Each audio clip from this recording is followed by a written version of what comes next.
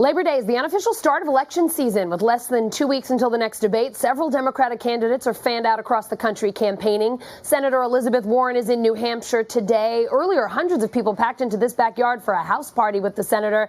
NBC's Ali Vitali was there, too. She joins us now from what looks like a rainy Hampton Falls. And Ali, we hear you were just hanging out with Senator Warren. What'd she tell you?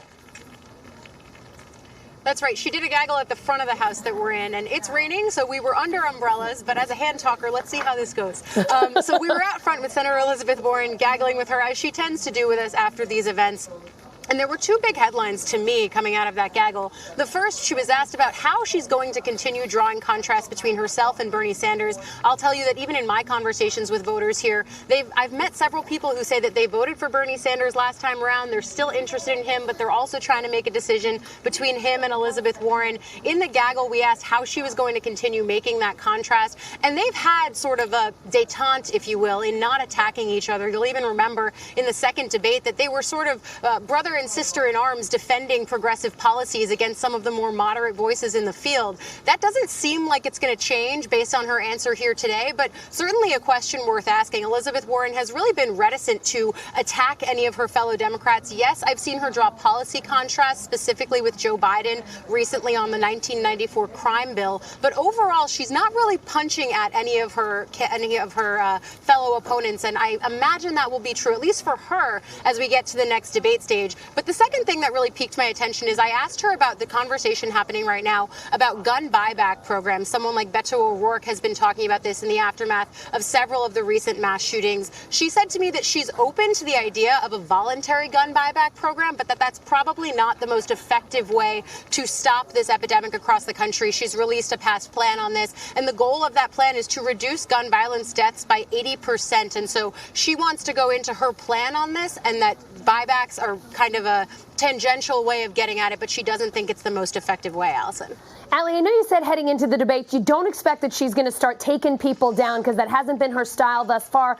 She's had a pretty good summer. She's done well in the polls, but she hasn't managed to get ahead of Joe Biden. They're going to be on the same stage for the first time in a couple of weeks. Is that the move she needs to pull? I mean, is it time to start, throwing some punches?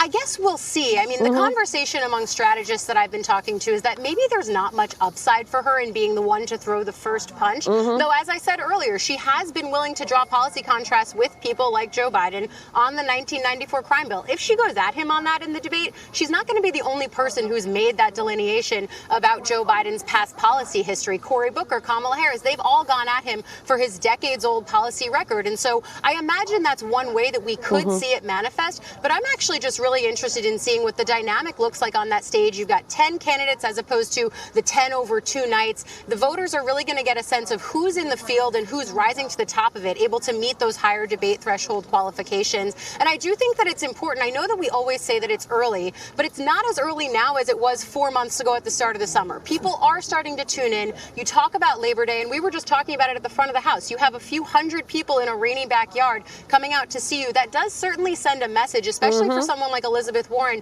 who I've been with her traveling the country. She's been drawing pretty significant crowds. And I know that crowd size may not be more than just people showing up, but it does a certain level of energy. And that's basically what Elizabeth Warren said when we asked her about it today. It shows that people are showing up to at least listen to what her agenda is. And I think other campaigns are clearly taking notice when you see a few thousand people in places like Minnesota, you travel on to Seattle, and now places like this in New Hampshire. This is a house party. It's pretty fundamental New Hampshire campaigning, but to get 800, that's the campaign's count, 800 people here in this backyard on a rainy Monday, that's notable.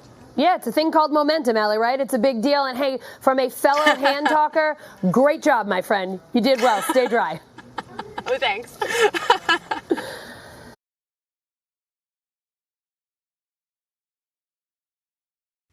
Hey, NBC News viewers, thanks for checking out our YouTube channel.